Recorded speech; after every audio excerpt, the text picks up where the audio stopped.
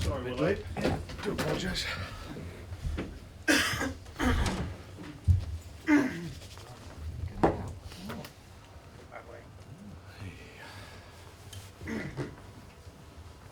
you are? Mark, what pleased you most about the performance against Norwich? The result, first and foremost. No, I think it could have been one of those evenings where it could have been a little bit difficult for us. In fairness to Norwich, I thought they played well in the opening period. Obviously, the sending off had a marked effect on the game, but that can make it more difficult for you when you've got the extra man. Sometimes teams will just get everybody behind the ball and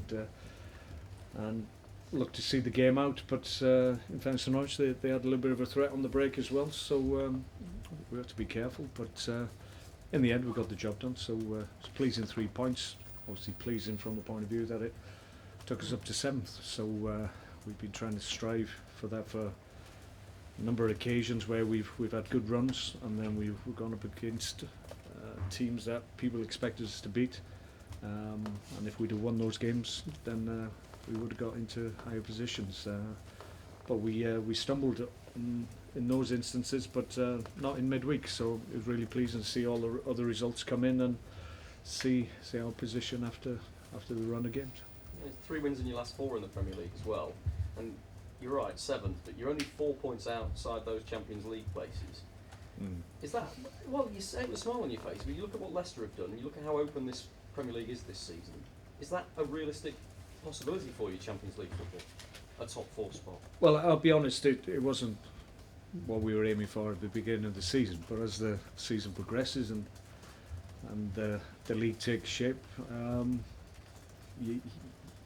your realistic targets, which targets always have to be realistic, those targets change. So it's fair to say we've changed our targets in terms of what we think we can achieve this year. Not necessarily saying we're going for Champions League at all, but you never know, and it's one of those seasons. So we could get to a point in March, April where we're very much in the mix, and then we'll have a go. But for our part, we're really pleased that where we find ourselves at the moment, it's higher than we anticipated before the end of the season, before the beginning rather. At the end of the season, we hope that we can look back and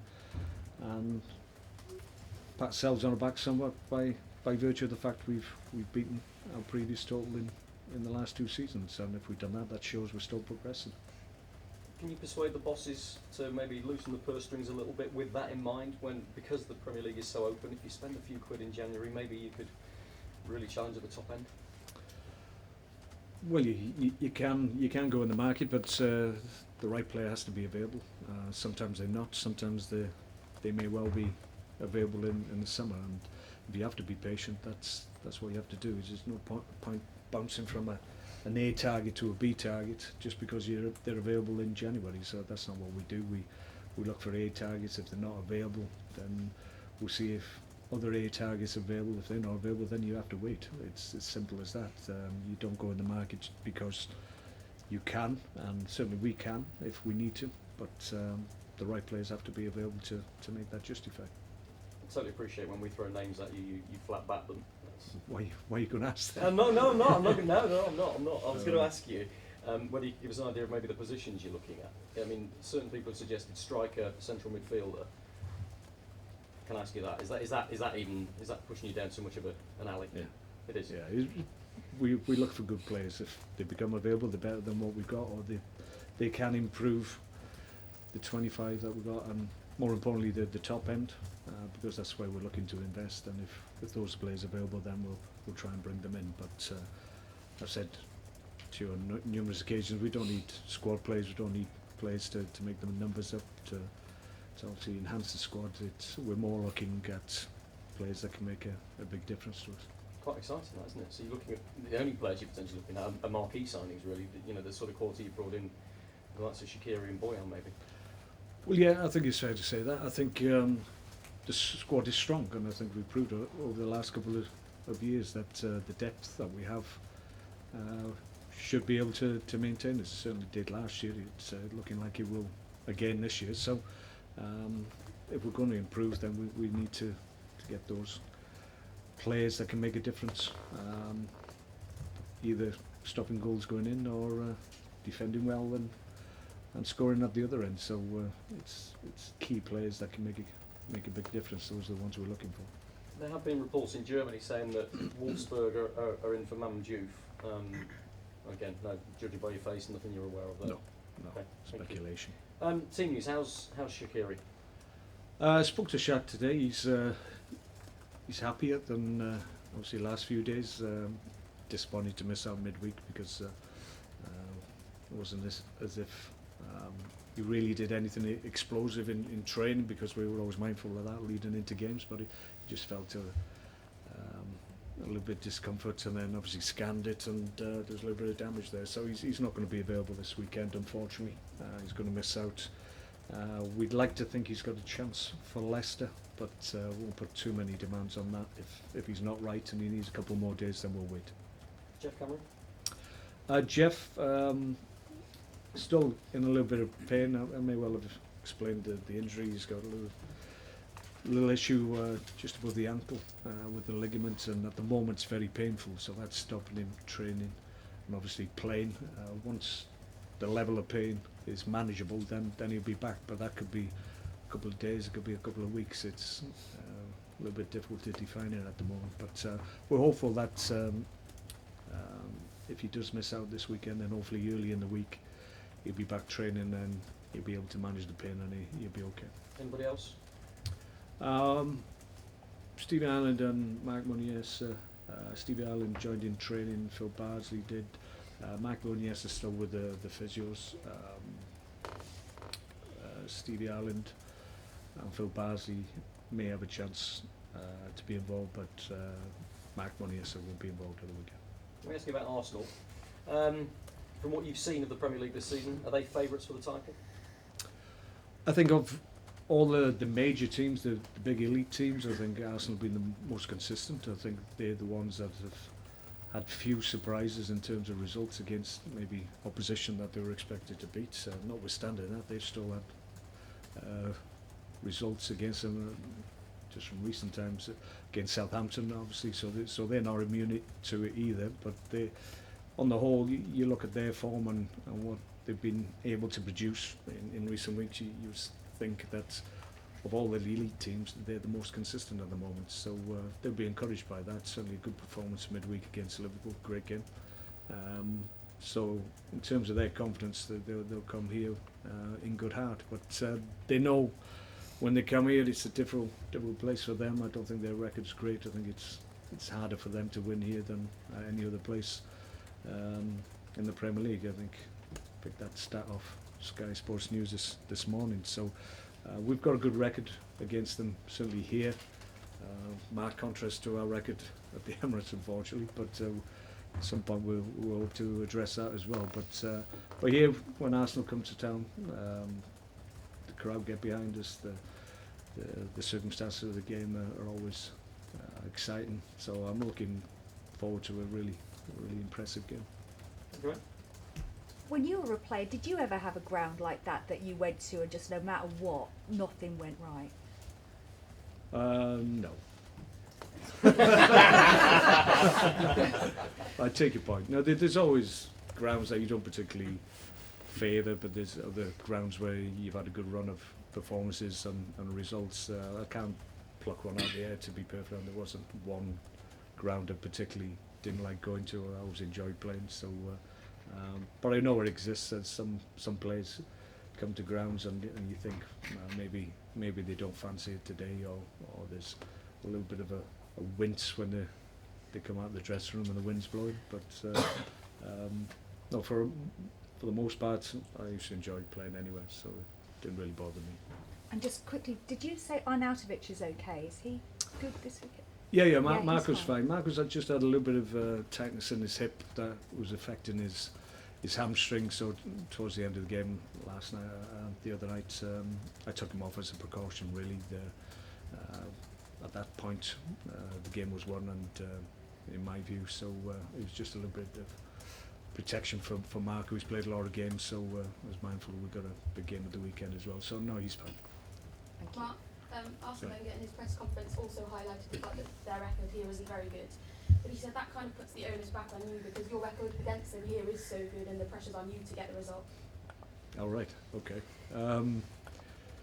Yeah, I take his point. Yeah, our record is good. It's a record that we I would like to think expect to maintain. It's something that we're proud of. We've always caused good Arsenal teams real problems here, even before my time. So it's something that we want to continue.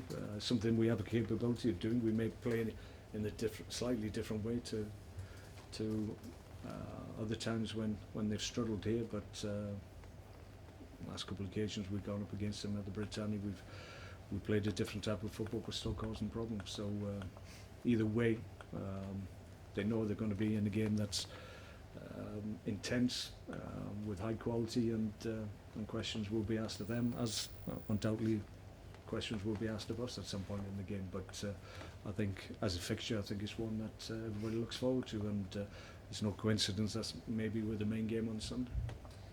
He also highlighted about your style of football and how it's improved, and he said that you are one of the sides who can are up there for possession football and can rival any team in the Premier League with possession football. Do you think the league's woken up to your new style of football? Yeah, I think it's fair to say. I think this year certainly we possibly a little bit more under the radar. Last year we were still playing the same type of stuff, but certainly this year I think because we've gone up against the top teams and played in a certain manner, and we're worthy winners in certain games, then I think that's flagged it up to almost everybody now. So I think there's an acceptance of what we're doing and the type of football we're playing, which we're pleased about. But yeah, I think it's all about the results at the end of the day. It doesn't matter how you do it. There's no right or wrong way. The only way, the right way, in fairness, I've just contradicted myself, the only right way is to win, and that's what we really try and do. And we're in a decent run of form at the moment, and we're enjoying playing football and coming together as a group and backing ourselves against top teams in the Premier League. And that's no mean thing, because some of the teams in the Premier League, as we know, are some of the top teams in Europe. So it's a big challenge week in, week out. Your record against big clubs is good even this season. Last season it was also good against the big clubs. But what is it about playing these big clubs that makes your team perform so well? I think it's a challenge going up against the best teams in Europe, best teams and best players.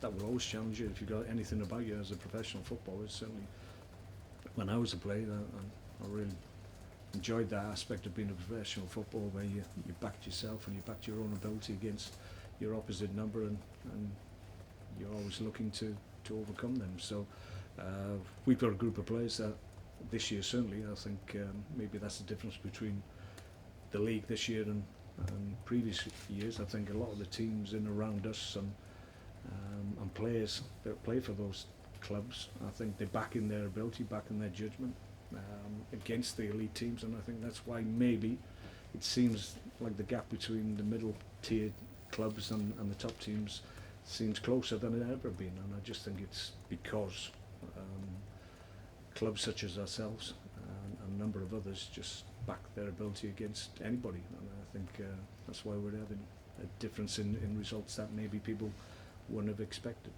Alexis Sanchez could make his appearance against you after being out the long spell of injury. If he does play, how much of an impact is he going to make on the match? No, he's a great player, and he's had a huge impact. He hasn't been at Arsenal that long, to be perfectly honest, but the impact he's made whenever he's fit and well is usually significant. So ideally we'll hope that he will just feel that he needs a couple more days rest and come back next week, not the weekend. Mark, can I just ask you about Arsene Wenger? It's 20 years this year since he first joined Arsenal. I mean, that's incredible longevity. I mean, we saw it with Sir Alex and now Arsenal. I mean, do you think that's sort of going to be the last of a breed almost to have that longevity? I would think so. Yeah, I think that's fair to say. I think when Arsene came to Arsenal and the likes of Sir Alex first got his role at Manchester United, you were given significantly longer to bed in, and you were allowed to get on with your job and try and embed your philosophies in your club. That time doesn't exist now. You're judged on a weekly basis rather than yearly or seasonal basis. So that opportunity to really impact on your group of players and have the time to bring the type of players that you want into your club, that's not afforded to any manager at any level in this day and age, and that's why it's such a challenge to be a Premier League manager in this day and age. But even so, obviously Arsene very quickly started winning trophies for Arsenal. I think that sustained him, because he had a period in recent times where he wasn't winning trophies, but as a consequence of what he's done in the past, and certainly he very much deserved to keep his position, and now he looks very, very close to go and need the title once again, which is obviously what I would imagine everybody connected with Arsenal would want. So that longevity is something that not too many clubs have. I'm sat here being at this club for 2.5 years, I think. I'm second behind Arsene Wenger. That tells you how crazy it is. So it is what it is. I think every manager understands that longevity is something to desire, but it's not something that's guaranteed. Mark, Stoke's home record against Arsenal is good, but your home record as a manager against Arsenal is even better. It's something like 1/2/3, I think, of your home games against Arsenal. At Blackburn or QPR or wherever you've been. What is it about an Arsenal side that seems to be so vulnerable away from home against a Mark Hughes side? Not too sure. I think I've had different teams and different styles of teams and different players, obviously, gone up against Arsenal teams of varying degrees of ability and capacity, but always seem to do well. I think you have to get big performances from your big players when you go up against teams like Arsenal. Almost every one of your players needs to perform to a good level. You can't carry anybody when you play an elite team, and Arsenal certainly are one of those. So I'd like to think we've always given good respect to Arsenal in terms of their ability and understood, well, at times you need to stop them doing what they want to do, but that goes for most teams. So you have a game plan to try and restrict what they're good at, and if you do that well, then your ability and your game plan comes to the fore, and you can take games away from them. But as always, you have to play well. If you play well, you've got a chance. It's been a very quiet transfer window. Been struggling to think of a name to throw actually myself. But I saw a guy play this week who seems like he could put the ball in the net, and he seems very popular with Stoke fans. Have you thought about putting an offer for Ryan Bennett? Well, like I said, we don't mention players by name, but we're actively working the market. We'll see what's out there. If they're the right players and what we need in January, and we can get them in, as I said, they need to be good players. But let's wait and see. There's plenty of time. Yeah. Hold up. Thanks, mate. Okay. See you later.